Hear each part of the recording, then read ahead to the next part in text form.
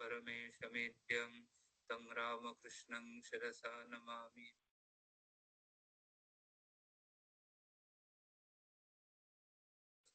I offer the lotus feet of Bhagavan Sri Ramakrishna, Holy Mother Sri Sharada Devi, and Swami Vivekananda, and I offer my namaskars to all present here in this evening. In our previous discussion, we have started our journey through a wonderful book in the history of mankind. It is known as the Sri Ramakrishna Lila Prasanga, and it is translated into English by Swami Jagadananda Maharaj as Sri Ramakrishna the Great Master. And so we are going through Swami Saradananda's Sri Ramakrishna Lila Prasanga. This is a life, a biography of Sri Ramakrishna, and also a very detailed analysis of his greatness. Today, we shall gradually go into the book itself.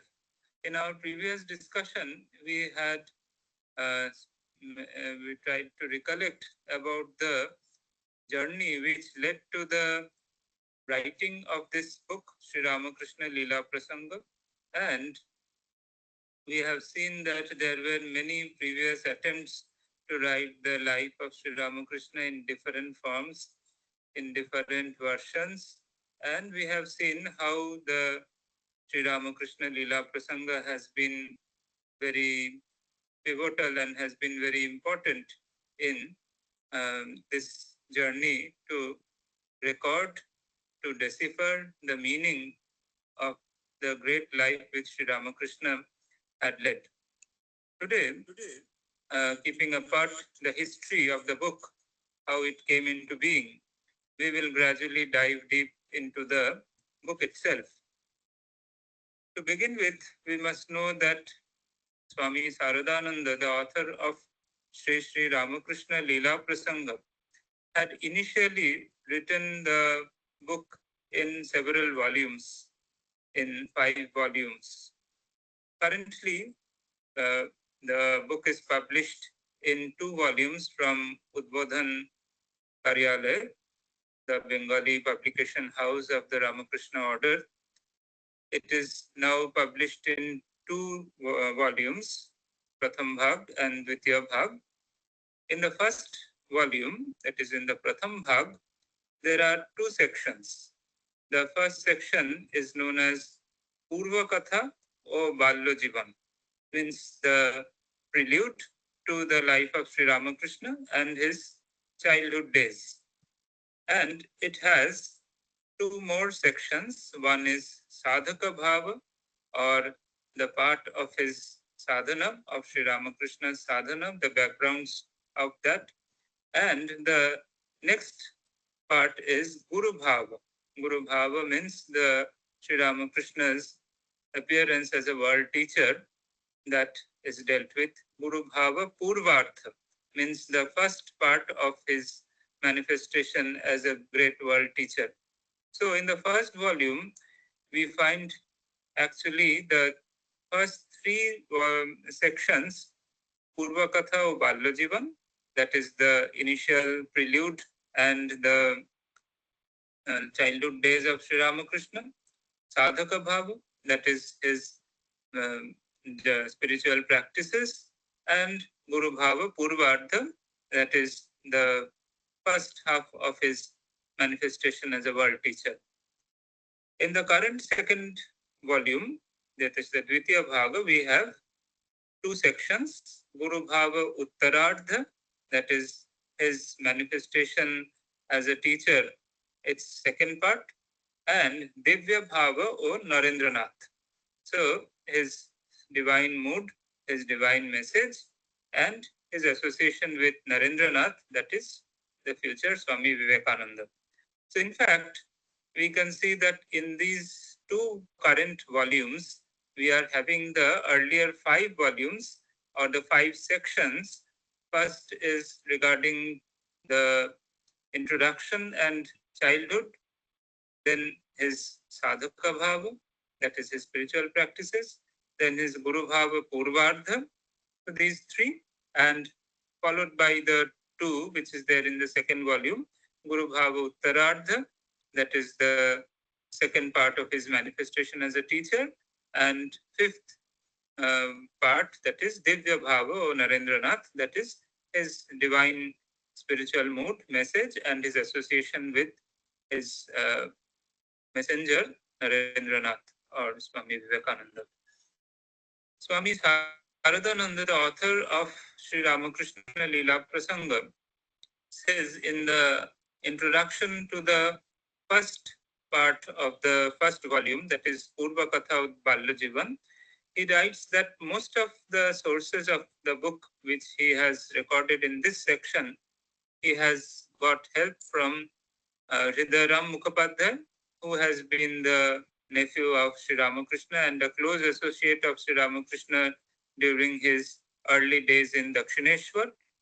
Then Ramlal Chattopadhyay, that is Sri Ramakrishna's elder brother Rameshwar's son, Ramlal Chattopadhyay, and from Sri Ramakrishna himself, and of course others like the Holy Mother and other associates, has been the sources of Sri Ramakrishna Lila Prasanga. In the first chapter, before the first chapter, there is a introduction, the Avataranika, where Swami Saradananda ji gives a wonderful analysis of how the concept of avatar came in India. So we must know that this very concept of avatar is a unique concept in India. Apart from India, generally nowhere else do we find the concept of avatar. Avatar means, according to the Indian concept, when God himself incarnates in a human form to enlighten mankind and to free mankind from others. In the Abrahamic religions, we find that there are concepts of messengers of God, but there is no concept of God himself incarnating himself in a human form.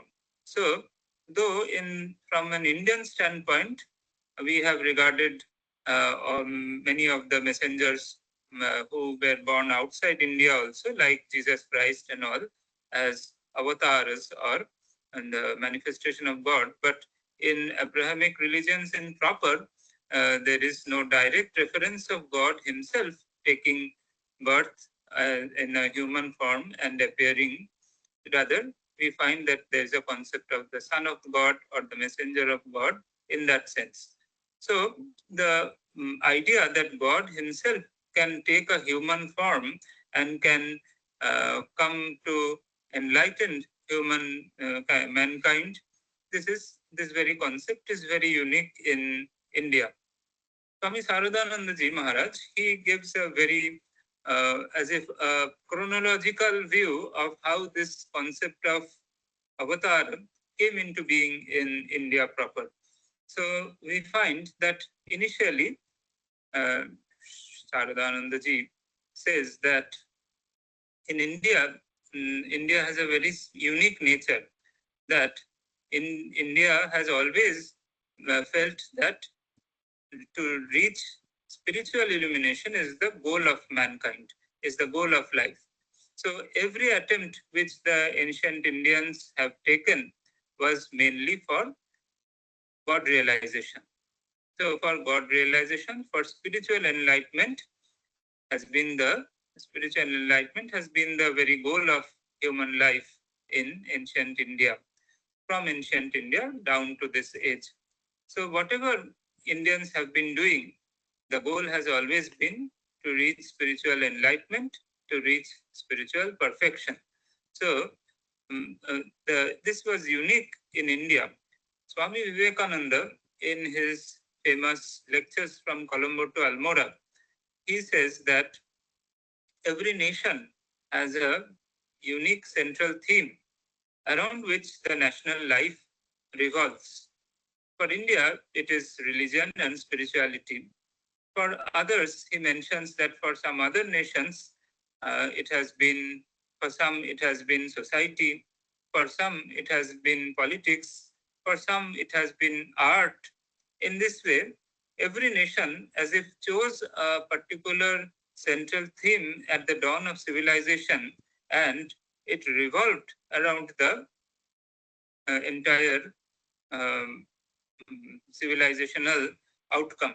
So we find that India chose long back the concept of spirituality or spiritual perfection or God realization, whatever we may say, as the very central goal of human life. So as a result, Swami Vivekananda says that in India, if any attempt has to be successful, it must go through the main central backbone of spiritual perfection. So if anything can be connected with spiritual practices and spiritual perfection, then it will attain longevity and permanence in Indian context. Likewise, he says that other nations had other central themes. He says that in America it has been society, in some other nations it has been politics, in this way. So there, if religion has to succeed, it has to go through society. If religion or spirituality has to succeed, then it has to go through some other channels. But for India, if anything has to succeed, then it must touch the spiritual core of India. It must have some spiritual implications. Only then Indians or in original will be interested in it.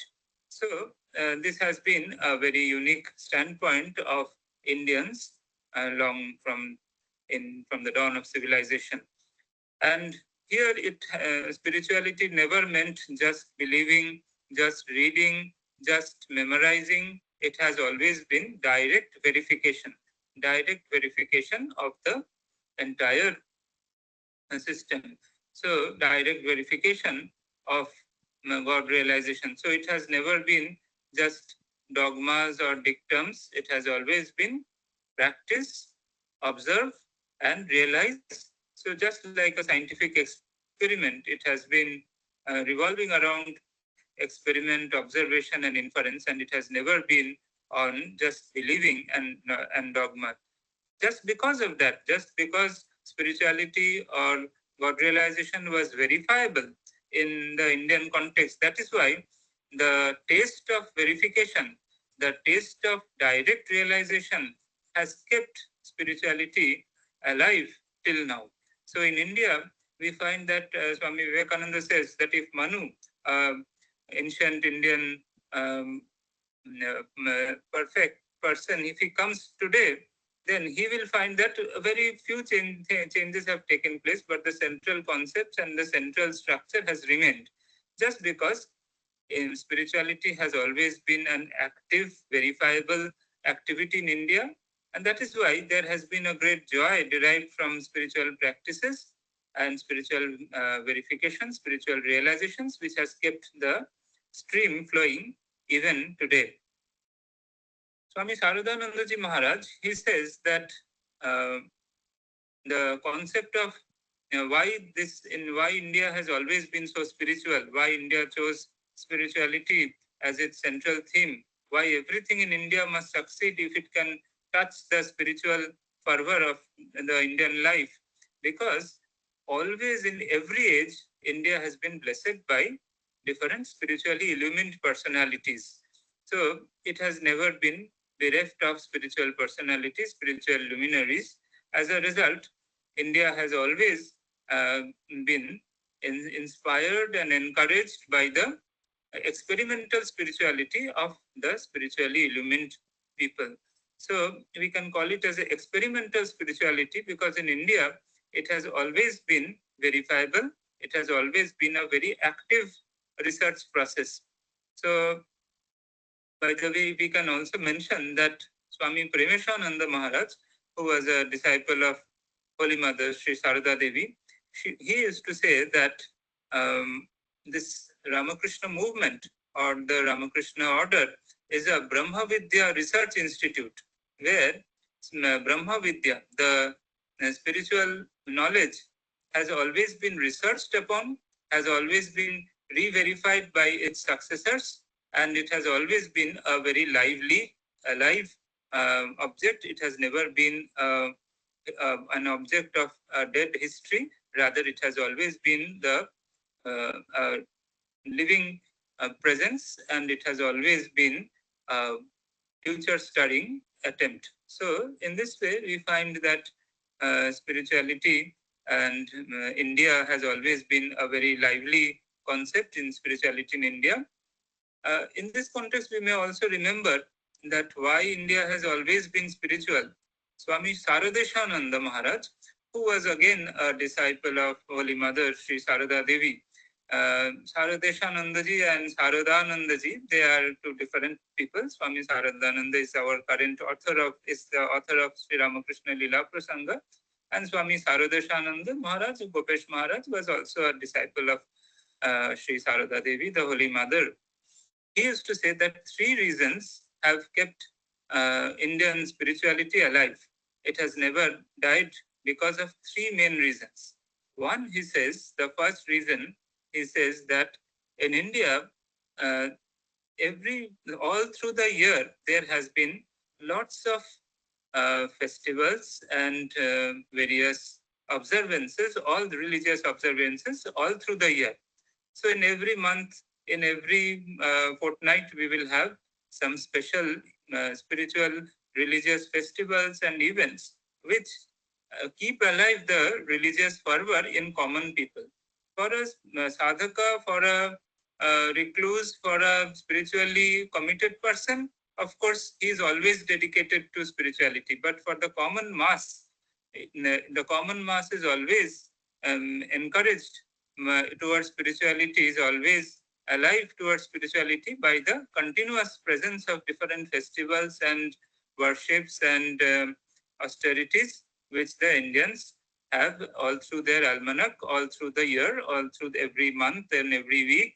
So this presence of religious festivals and spiritual observances is one reason which is states. The second reason which is states is that all through India, in every corner, we will have different special pilgrimage centers. Everywhere we have special temples, specially famous temples and pilgrimage centers from the north to the south, from the east to the west. So the presence of such vibrant pilgrimage centers have kept religious and spiritual fervor alive across India. This is the second reason which is states. The third reason which is states is that India is always blessed with spiritual luminaries all through the ages. So there has never been a period where no spiritual practitioners are living. There has been no period in Indian history where spiritually illumined people were lacking. Always there has been spiritual practitioners, spiritually perfect people, and people who can bless and guide people. So this has always been there. So these three reasons, the presence of continuous religious observances and festivals all through the year, the presence of religious pilgrimages all through the length and breadth of India, and the presence of spiritual practitioners, people who can demonstrate and guide people. Uh, this has always been there. So now we come back to Swami Saradananda's discussions, where he is gradually giving a chronological account of how the concept of avatar, or how the concept of God incarnation came in India. He begins with the Vedic times. So he says that in the Vedas, we find the terms as Rishi, Apta, all these we find, where rishis were spiritually illumined people who had realized the ultimate cosmic reality, that the consciousness is the reality and the world is its projection. So the rishis were beyond all fear, beyond all desires, beyond all kinds of fear and anxiety and all kinds of weaknesses. And so the rishis were the first concept which we find in our recorded history, where they were spiritually illumined people, Brahmavit or Brahmagyanis, who had direct experience of spiritual reality or Brahman. That is the all-pervading reality. And so they were Brahmagyanis.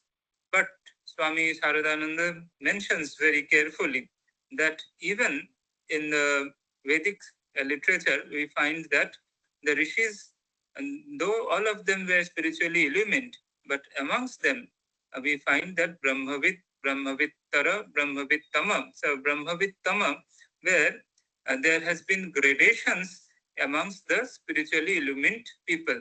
So Sri Ramakrishna gives a very nice example that to kill oneself, a mere blade is enough, but to kill others, you must have sword and weapons. So, a person may be spiritually illumined, but a person who can lead others, who can simply charge the entire mass and inspire the entire mass and can start a new movement, this kind of people obviously has a greater amount of manifestation of spiritual power and energy. So we find that there has been a concept of gradation as far as impact, influence, and power of the spiritual illumined person. So rishis were all spiritually illumined person, but amongst them we find that there is a concept of a gradient or a gradation where greatest knower of Brahman, Brahmavittama, this type of concept is there. A greatest knower is not just a knower, but he can even infuse the knowledge into others and can arouse the mass itself, arouse the entire community, entire nation into a new level, into a new message. So from this we can get the first echoes, as if the first origins of a greater illumined spiritual personality who can inspire others and can lead others. So this concept we are gradually coming. Then we find that in the philosophical age, just after the Vedic age in other philosophies, we come to the Sankhyas. Swami Saradananda mentions about the Sankhya Darshana, that is the Sankhya philosophy, where he says that the main father of Sankhya philosophy, that is Kapila himself, though he did not emphasize much about the concept of Ishvara or the concept of personal God, but yet he could not deny the concept of Adhikari Purushas and Prakriti-Lin Purushas.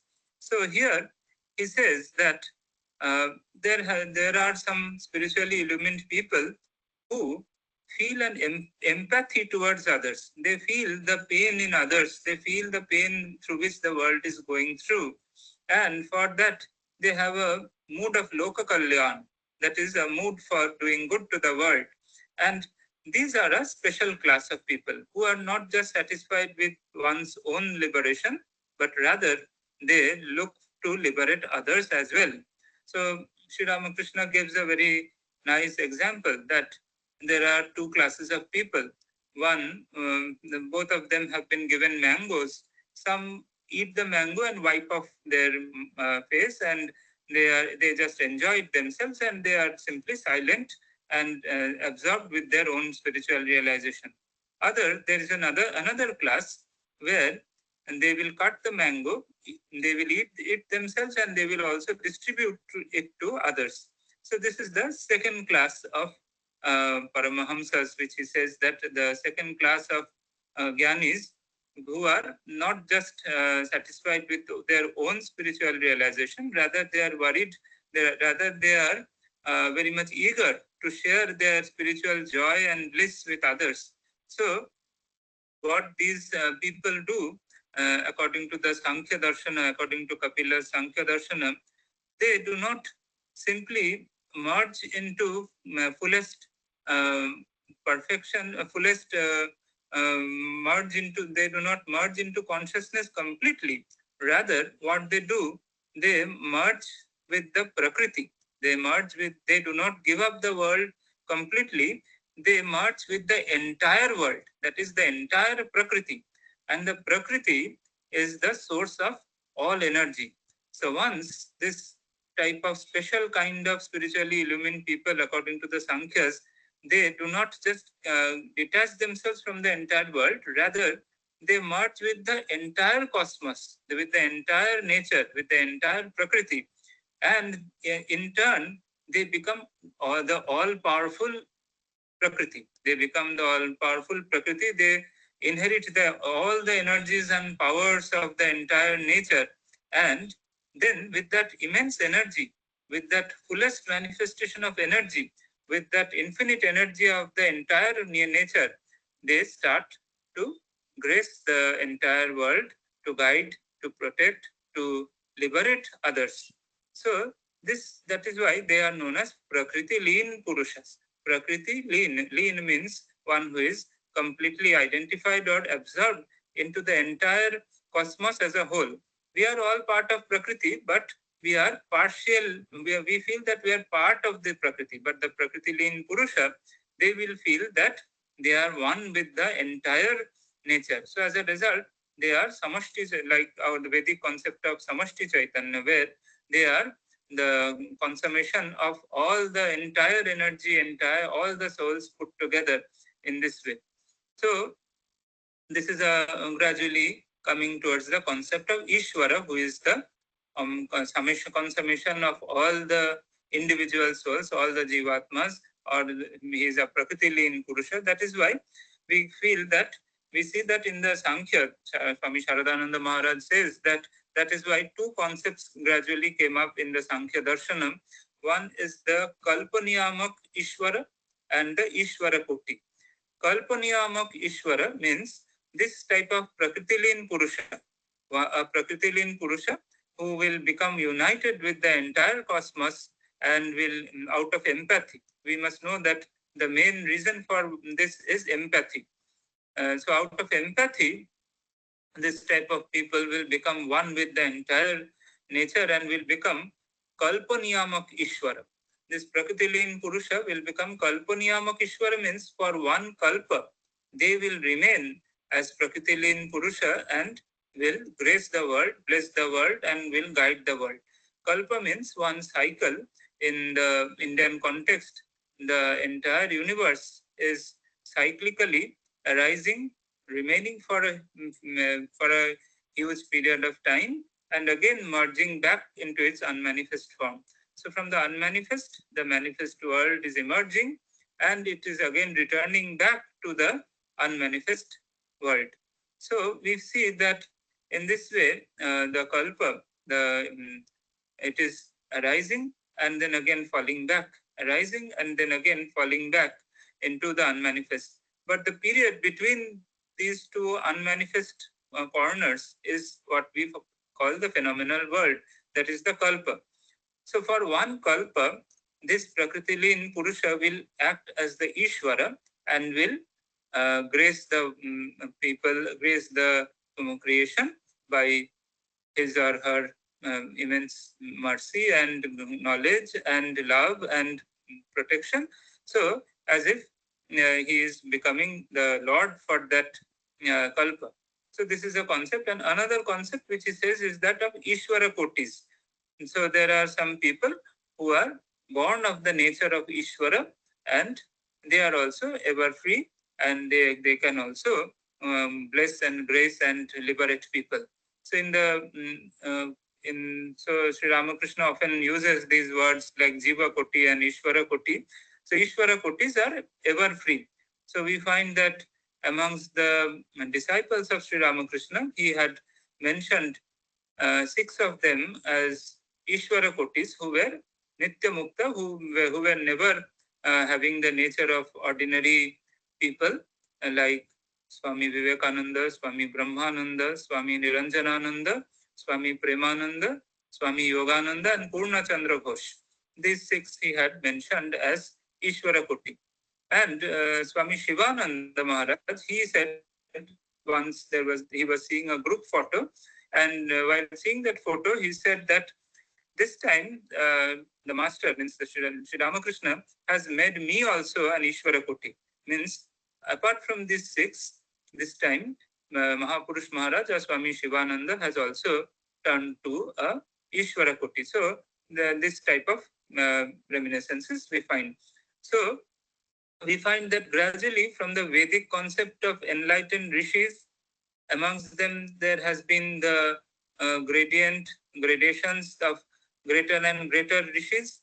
We come to the concept of Prakritilin Purusha, who out of karuna, out of daya, or out of immense empathy for the world, turns out to be a Kalpaniyamak Ishvara and Ishvara Kotis. This type of concept we come gradually. But as the ages proceeded, and as we reach the movement, the bhakti movement, or the Puranic ages, in the Puranas we find the greatest development of the concept of avatars, where we find that the avatara is God Himself incarnated in a human form, or even in different other forms as well. In the Puranas, we find God incarnating Himself in different forms. So, just for protecting the righteousness, and for saving the holy people, and uh, for destroying the evil powers, and for doing good to the world. So, in the Puranas, we find the most manifest and most highest idea of the avatara, and that is what has become very, very integral part of India. So we find that the Lord incarnates Himself sometimes as Sri Rama, sometimes as Sri Krishna, sometimes as Sri Chaitanya, and in the present times we will come gradually to the concept that that very Lord has incarnated as Sri Ramakrishna. So this has been a concept which has become very prominent in the Puranic ages. Swami Sharadananda also gives another line of thinking, that how the concept of avatars came. He says that right from the concept from the Vedic times, there has been Guru Upasana, or the worship of the teacher, Guru Upasana, where the Guru and the Acharya Upasana, Guru and Acharya, who are teachers, there has been a concept that, just 1 second.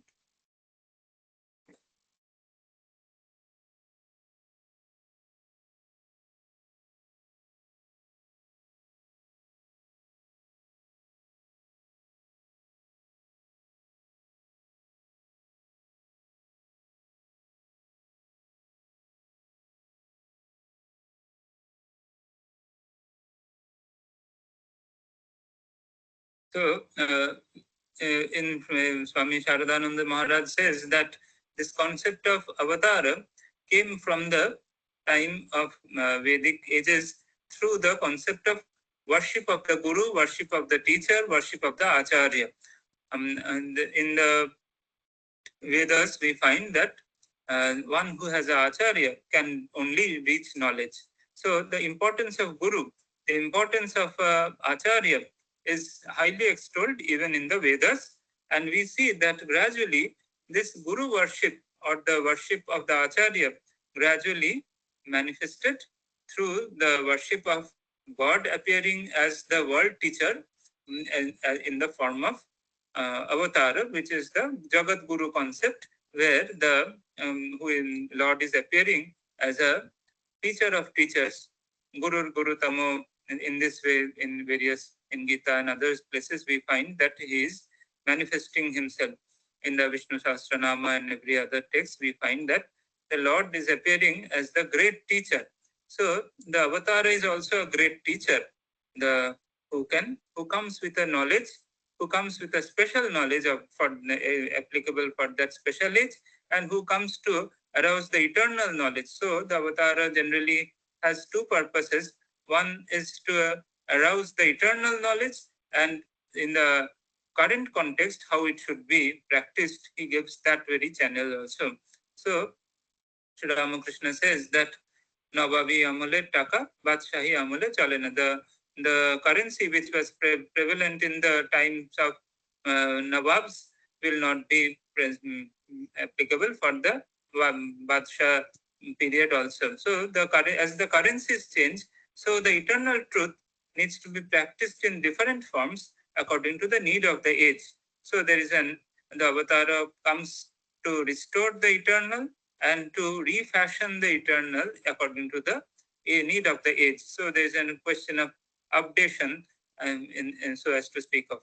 So we find that the worship of Guru, we find the Guru is not just taken to be a subservient of the concept of God. It is not that God and Guru are different. Rather, in the Vedic texts, we find Rudrayatte Dakshinam Mukham Tenamang Pahimi Nityam Tenamam Pahinityam, in which we find the concept of Dakshina Murti, where the God himself is appearing as a Dakshina Murti, a form of Shiva, who is actually gracing the supreme knowledge. So God appearing as a great teacher is also a very well-known concept. So the teacher need not be just a messenger or need not be just a instrument in the hands of God, but the teacher may be God himself. So Sri Ramakrishna often gives the concept of Satchidananda Guru. The Satchidananda himself appears as the teacher. So this type of worship of world teachers, the worship of teacher gave rise to the worship of world teachers, that is the worship of avatars. So in these two cases, we find that Swami Sharadananda Maharaj gives an evolution of the concept of avatar. Then he gives another very beautiful concept, how the concept of avatar came. He says that evolutionarily, as if the concept of neti neti, that is, this world is not real, this world is not permanent, I am not this body, I am not this mind, I am not this intellect, I am pure consciousness, as we find in the Nirvana Shatakam, Manobuddhi Ahankara Chittani Naham Nacha Shrutra Juve Nacha Grana Nitre Chidananda Rupa Shivoham Shivoham.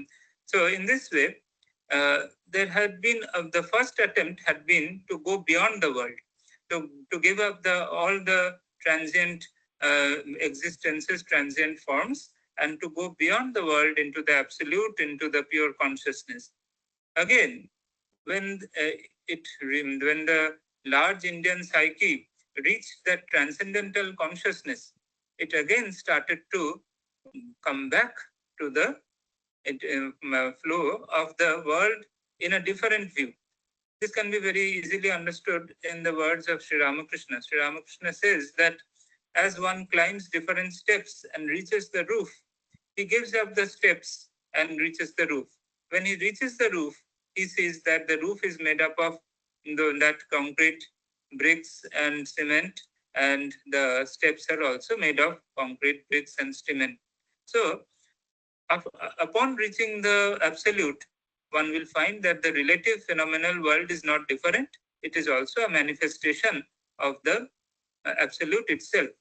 So the same material with which the roof is made of, the steps were also made of the same material. So the steps were first discarded, then the roof was reached.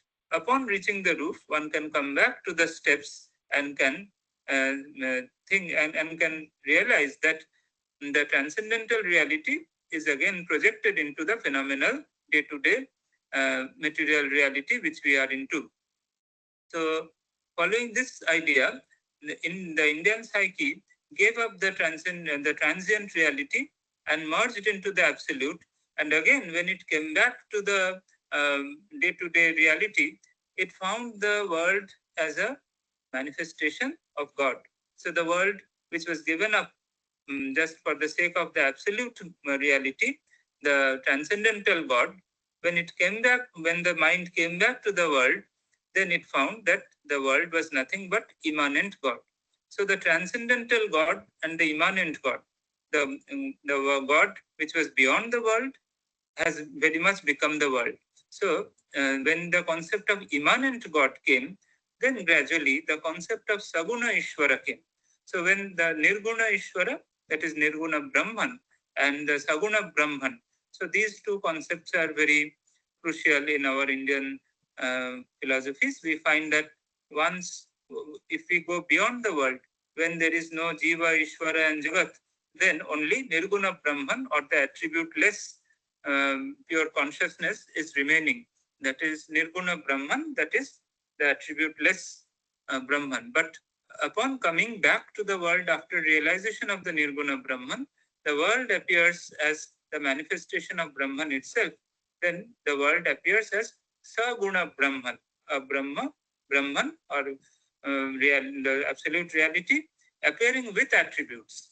So this concept of Saguna Brahman, where the whole world appears as God himself, this very concept also gave rise to the concept of Avatara, where the God can even manifest himself through a human body. So he is manifesting through the entire creation, and he can also manifest through one single human body.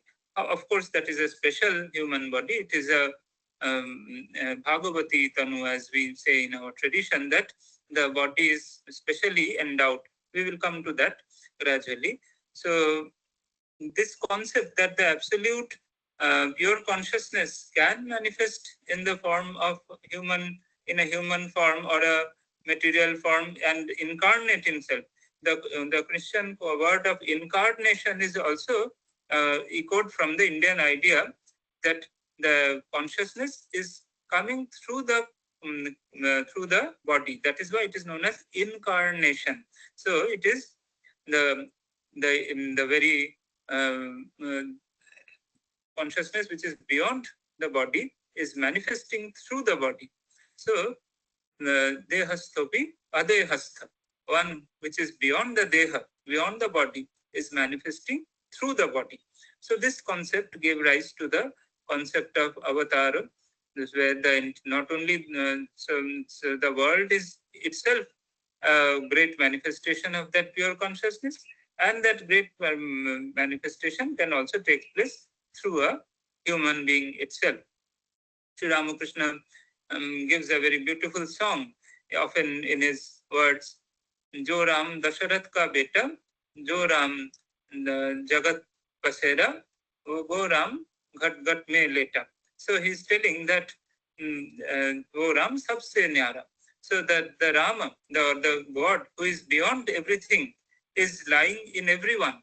And he is also appearing as Dasharath ka beta, means as a special manifestation through a special body. So one God who is beyond the world can manifest through everything in the world and can also manifest through a special body, like he was born as the son of Dasharath. So these three concepts, the Avatara, the world as God, and the God beyond the world. So Nirguna Brahman, Jaganmay Brahman, that is the world full of God, God himself manifesting himself as God, as the world, Vishwarupa, and he can also take an Avatara Rupa, or through a special human body. Swami Sharadananda Maharaj then gives three characteristics of who an avatar is, what will be his nature. So he says that the first characteristics is that the avatar is Nitya Shuddha Buddha Mukta Ishvara. So the Lord, who is eternal, who is ever illumined, who is completely free, that Lord himself is manifesting as is the very avatar. So he's Nitya Shuddha Buddha Mukta. And then the second characteristics which he gives is that he has no karma bandhana. He is not bound by karma. He is not born due to his karmas.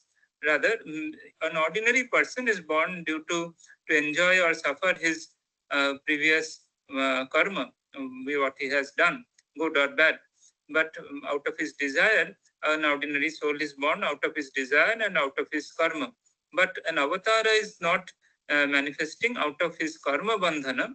He is ever free. He is never bound by karma. He is having no special personal desire, no selfish desire.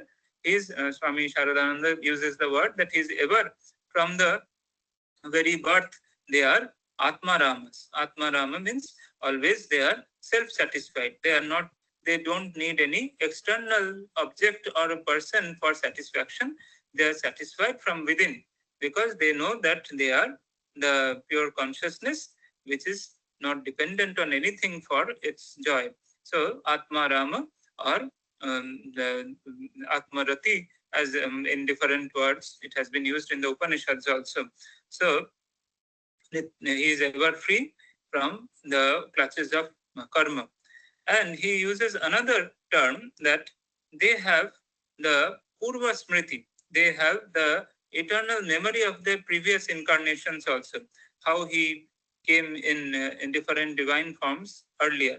So he says that this Smriti or this memory about his previous incarnations remain with him, and uh, he apparently in his childhood as if he does not remember it, but gradually it manifests, the memory manifests in that person, and he comes to realize that he has come for the good of the world in this way. So especially the concept of avatar is very interesting, maybe somewhat complicated and difficult also to some extent, because we find that there is a mixture of human and divine qualities together. So sometimes he can forget his divine nature. Sometimes he can remind himself of his divine nature. So once the Holy Mother, Sri Sharada Devi, who herself was the divine manifest, was asked that, Mother, do you always remember your divine nature? She said that, is it always good to remember? And then how will I interact with you all?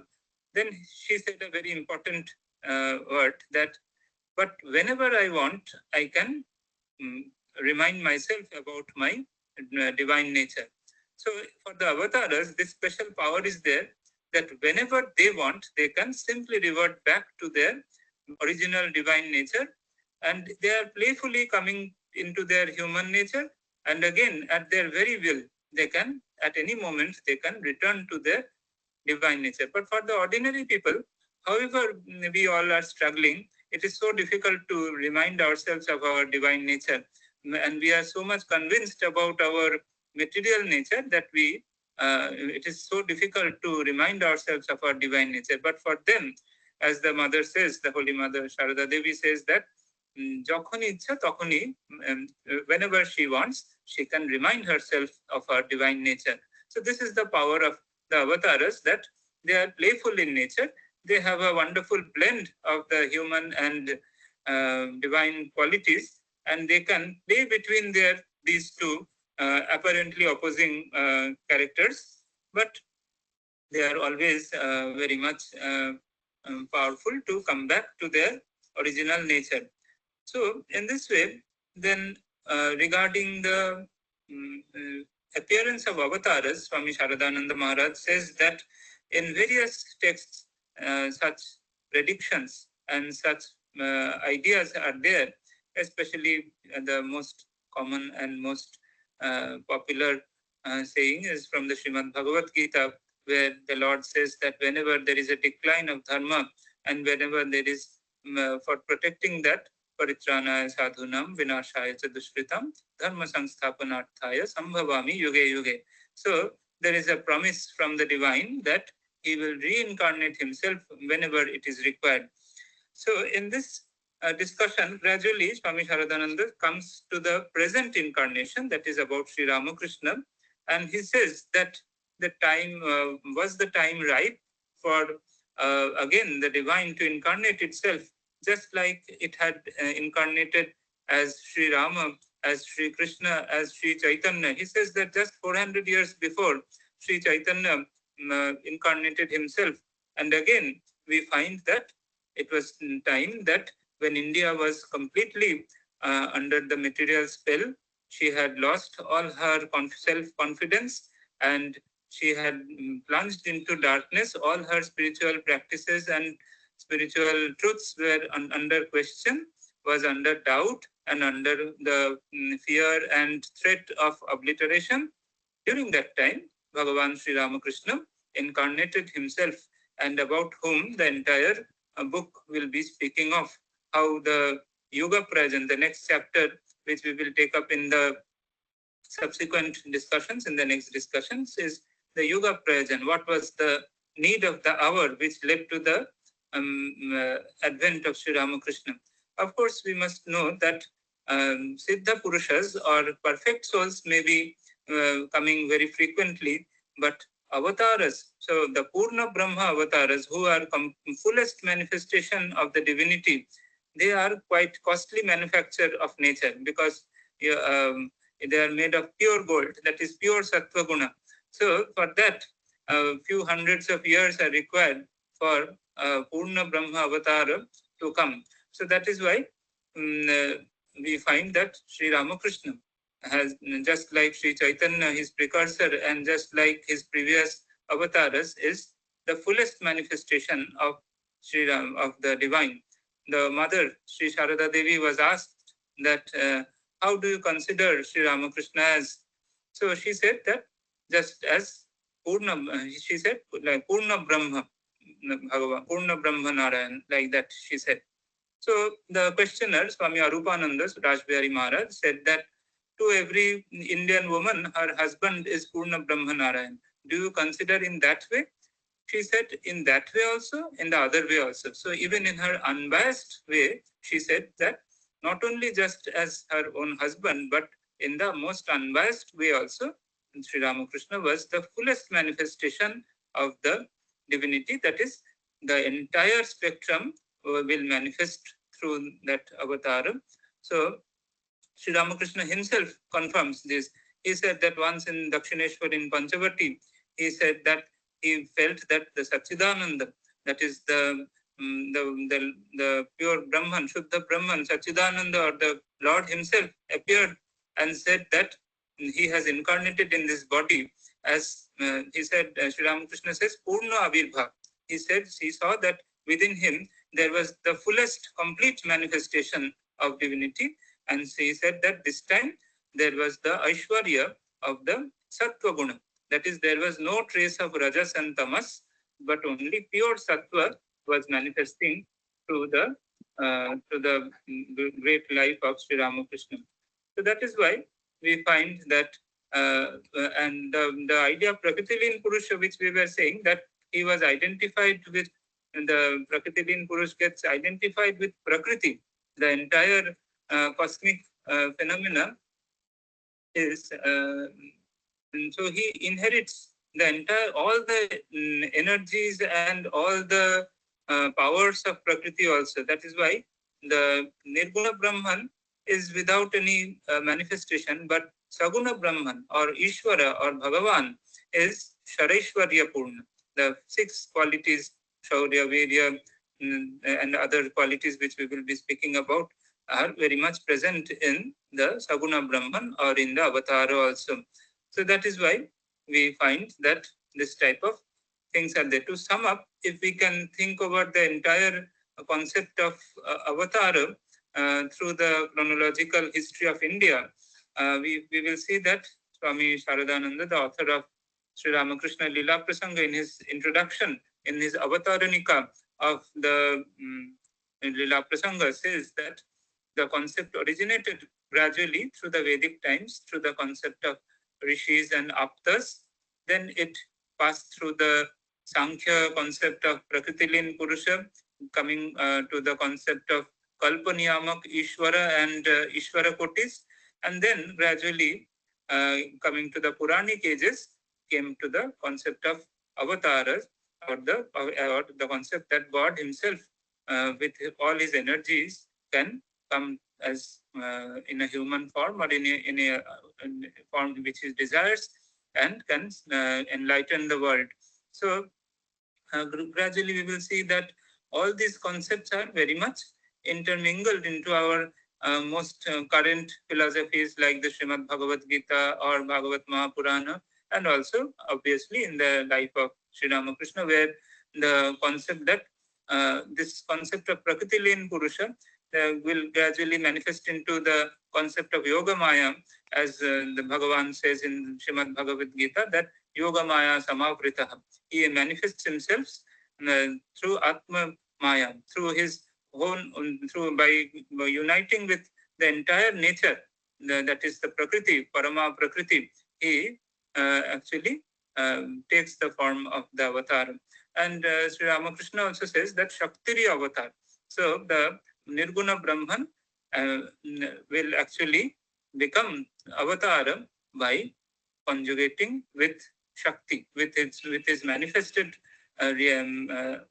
part, that is Shakti. Shakti means the active part, the dynamic part, the part which is manifesting through the world. So the Brahman and Shakti, these two concepts will intermingle and give rise to the concept of Saguna Brahman and concept of Avatara also. So today we have tried to discuss the introduction or the Avataranika of the book Sri Ramakrishna Lila Prasanga by Swami Saradananda, where we have seen the evolution of the concept of avatara, and gradually he has given the hint that just like the previous incarnations, Sri Rama, Sri Krishna, Sri Chaitanya, it was time for a new avatara or Sri Ramakrishna to appear. So with these few words, I offer this discussion as an offering to Sri Ramakrishna. Sri Ramakrishna Arpanamastu.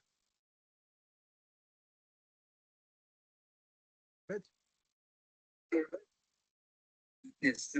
When you said Saguna Brahman, is it equal to Avatara or Jagatmaya Ishwar? Ishwar manifested as Jagat, or it's just Avatar? Yes. Saguna Brahman may not, Saguna Brahman can appear in a particular mortal form, like a human form or any other form, as avatar. Saguna Brahman may be Nirakara also, means Saguna Nirakara, where he has his personality, he has his powers, but he may not be present in any form. So there are three layers: Nirguna Nirakara, Saguna Nirakara, Saguna Sakara. So Nirguna Nirakara is without any attributes, without any form, where there is neither the world nor the concept of any Jiva, Ishvara, Jagat. So that is absolute reality. That is Nirguna Brahman. Then Saguna Nirakara, when he has a special all-pervading eye, or the all-pervading reality, so that is Saguna Nirakara. So he can answer our prayers, he has all powers, he can protect, he can guide, he can bless, that is there. Then he can come in different Saguna Sakara forms, like say for example Shiva, Vishnu, Kali. In this way, he can appear in different forms and various Chaitanyamaya, Chinmaya forms, and can appear before the sadhaka, before the spiritual practitioners. And the fourth stage is he can even appear in any particular human form or in a material existence also he can appear. Then we call it then that type of manifestation as avatar.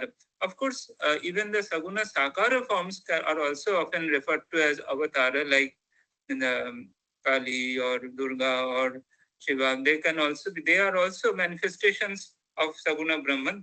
Saguna Brahman appears as in that form. So there is a song by Kamala Kanta where the last line says that সাধকের বাঞ্ছা পূর্ণ করো নানা রূপ ধারিণী তুমি সাধকের তুমি কমলের কমলে নাচো মা পূর্ণ ব্রহ্ম সনাতনী. So the Purna Brahma Sanatani, or the Nirguna Brahman, can appear in different forms to different sadhakas. So that Nirguna Brahman, which will become united with the world through a thin ego of the Ishvara, is Nirakara. But again, when the sadhaka wants, he or she will appear in the form which the sadhaka desires, like Durga, Kali, Shiva, Vishnu, in that way. And he can also take a human form, just like a human being. He can be born in some places. He can do some lead a very, very special life, guide many people, enlighten, liberate many people. And so in that way, that is like RamaKrishna or Chaitanya or Sri Ramakrishna, like that. So we find 4 levels of the divine reality: Nirguna Nirakara, Saguna Nirakara, Saguna Sakara deities like Devatas, like Shiva, Vishnu, Kali, Durga, and Saguna Sakara Avatar when he is taking a very human form. So the same reality has can appear in these 4 forms. Could I make the point? Yes, Maharaj. Thank you. Sriyans. Sir, Swamiji, my question is that whenever I read the shloka from Gita, Yada Yada Hi Dharmasya, Yes. so I I start thinking that this uh, all powerful Sarvashaktiman God, Yes. he tells us that he's all capable, but yet he cannot. Why can't he create a just system? Why does he have to tell us that when there will be a problem, only then I will come? You create a better system. You are so intelligent. Yes. So, and the second question is that when I read that there is Purush, there is Prakriti. Purush is like has all the good qualities, and then Prakriti having the materialistic qualities. My question is why you are Purush, you stay Purush, why do you have to interact with Prakriti? No, actually, Prakriti is not just having materialistic qualities. Prakriti has 3 qualities: Sattva, Rajas, and Tamas. So, Prakriti, the Tamas component can bind us, Tamas and Rajas can bind us to our material joys and sufferings, while Sattva can actually free us from the sufferings and can lead us beyond the 3 gunas, beyond the Prakriti. So, Prakriti is not separate from Purusha. The Purusha itself is manifesting as Prakriti as a playful enjoyment of his own self. So he is one undivided reality which is manifesting into many. That manifesting power is Prakriti. So it is a great play. So if we take it, if we can't understand it in the form of a play, then it will be very difficult, because the entire concept in the Indian concept is Lila Kaivalya, the Lila. The concept of Lila, the world is considered as a Lila. Lila means play in Khela, like that it is a play. So the entire thing is a play. Otherwise, there is no meaning to it. From the once, if somebody realizes, there can be 2 types of realizations. One is that one can feel that the entire phenomenal world is now not existing, only pure consciousness is there. Then he will be in a state of Jada Samadhi, where he will completely be oblivious of the entire world. Or he will realize that the whole world, where the good and the bad, everything is manifestation of single reality. That is the one undivided reality is playing with itself in different forms. So even when we are the Paritrana Sadhunam Vinashaya Dushkritam, whatever we are saying, the Sadhu, the Dushkrita, the Avataram, all of them are manifestation of the same reality. But the degrees of manifestation of divinity are different. So that is why Sri Ramakrishna gives the concept of Shakti Vishesh. So the manifestation of divinity, which Swami Vivekananda also says, that there has been a difference in the manifestation of divinity in the good and in the bad. The evil person has manifested it less. The good person has manifested it more. The avatara is there to set a balance. So if the entire thing is completely ideal, then there will be, if everything becomes good, then the play will not be that enjoyable. So just like a film, where if there are no villain or if there are no evil, then the film will not be that enjoyable. So for the cosmic divine spectator of this huge film, the Lord, he doesn't want it to be completely plain and homogeneous. He wants it to be a heterogeneous play, so that he can play with it. So he will sometimes create. So he will make a mess. He will again come and arrange it. So since we are all into it and we can't separate ourselves from the world, so we are always suffering and we are really troubled by this world. But for the great player who is beyond the scene, for him, just like that, it is just like a dream. So as we don't cry after seeing a dream, so for him, it is a great dream. And only difference is that during our dream, we are unconscious, we are into the dream, we either enjoy the dream or we are already, or the dream is a nightmare for us.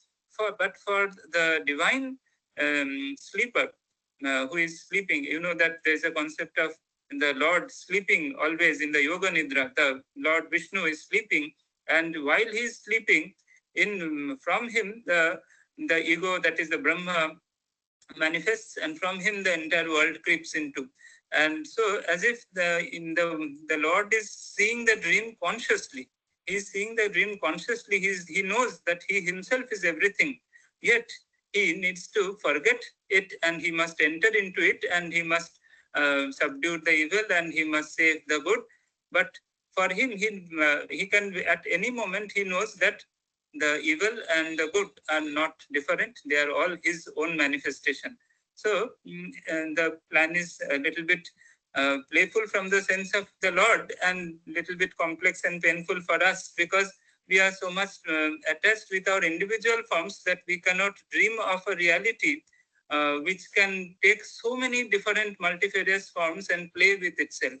That is why it is a painful. So this same discussion which you said, that is mentioned in Sri RamaKrishna Kathamrita, the Gospel of Sri RamaKrishna, that somebody says that Sri RamaKrishna says that the Lord or the Divine Mother is playing with the world.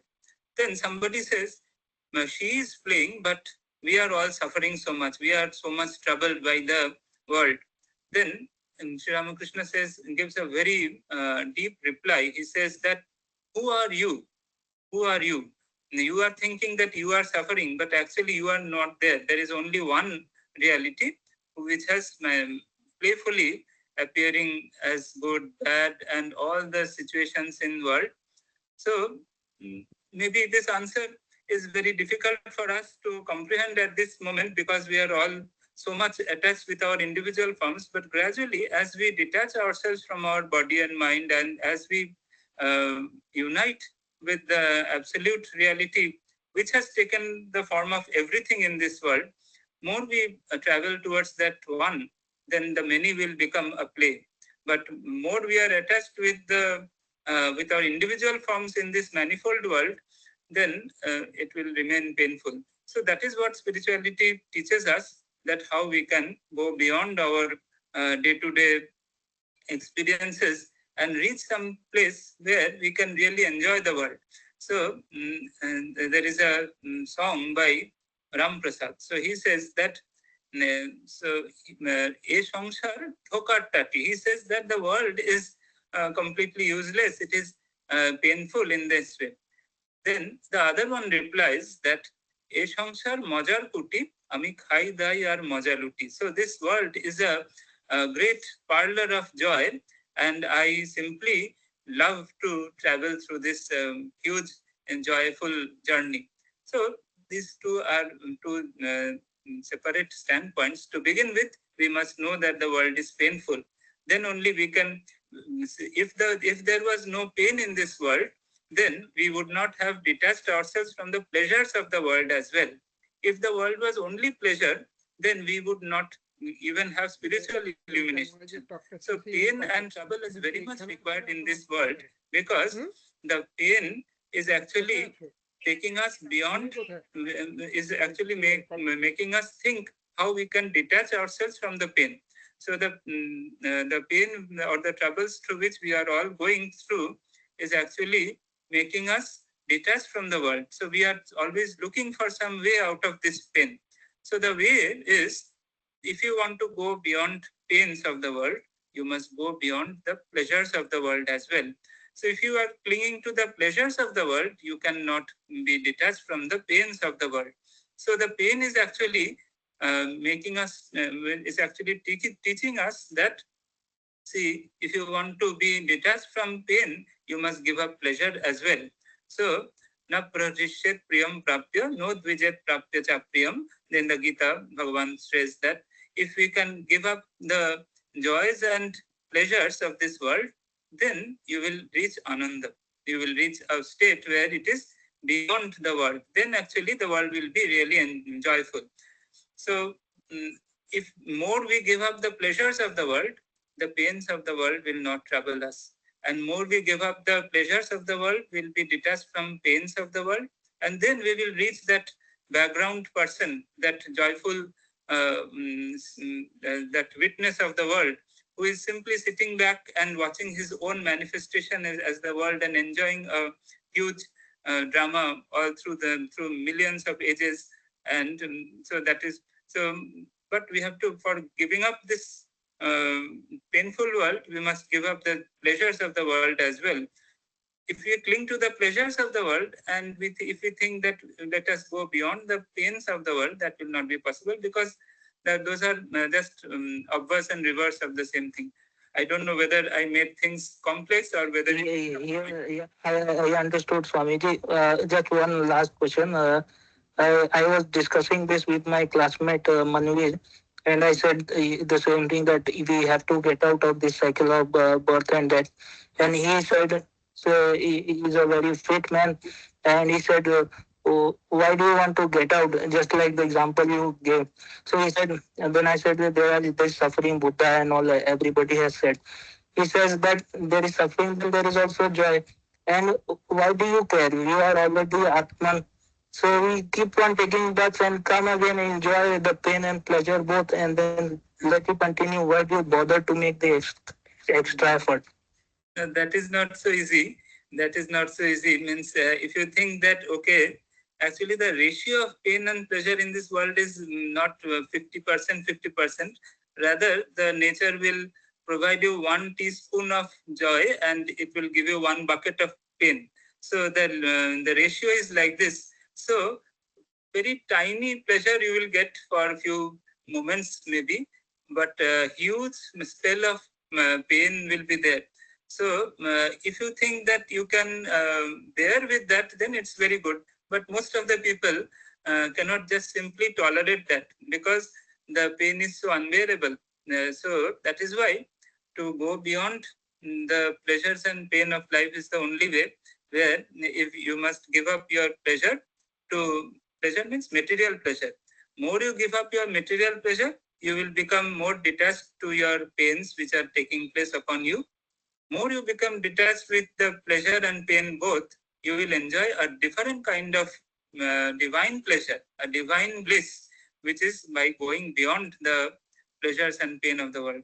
So it is not so easy that, okay, let us remain in this world. Little pain will come, I'll bear with that, and lots of enjoyment will be there. So it is said that Sukharthi tyajate vidyam, vidyarthi tyajate sukham, Sukharthino kuto vidya, vidyarthina kuta sukham. So it is said that Sukharthi, one who is beyond, who is given to the enjoyment of the world, he is giving up vidya. Vidya means all kind of vidya, be it material knowledge or spiritual knowledge. He is giving up vidya. Vidyarthi tyajate sukham. But one who is a vidyarthi, one who has one's knowledge or the supreme knowledge, he will give up pleasure. Sukharthina kuto vidya, vidyarthina kuta sukham. So where is knowledge for for a seeker who looks for material enjoyment, and where is pleasure for one who seeks for supreme knowledge? So material knowledge cannot be there, can never be an eternal support, and material pleasure will not leave you aside. Material pain will give so much pain that you will be forced to go beyond material pleasures as well. So you will not cling to that one fistful of pleasure and bear so much pain. So at one point of time you have to give up the material pleasure. Then only you will be free from the entire plot of the drama. But so it is not so easy, like your friend suggested that, okay, let's go through both. We are all going through both. But at one point of time, the quota of pain will be so immense that the person will look for something beyond. That is when a person becomes a mumukshu. He wants to be free from this both pleasure and pain. Na saukhyam na dukkham. Chidananda Rupa Shivaham Shivaham. So he will try to go beyond the pleasures and pain and will look for some eternal pleasure. So he is not a fool that he will give up his enjoyments of this world just because pain is chasing him. He is much more wiser. He is looking for an eternal pleasure beyond the world. That is the divine pleasure or the pleasure of the self. So he is also, but that is a maturity will come because gradually that pain will lead him to that knowledge. Thank you, Swamiji. Thank you for answering the question. Thank you, Maharaj. It was a wonderful session. The question answer session was also very good. Thank you. Pranam and Yes. thank you all. Thank you very much. Thank you.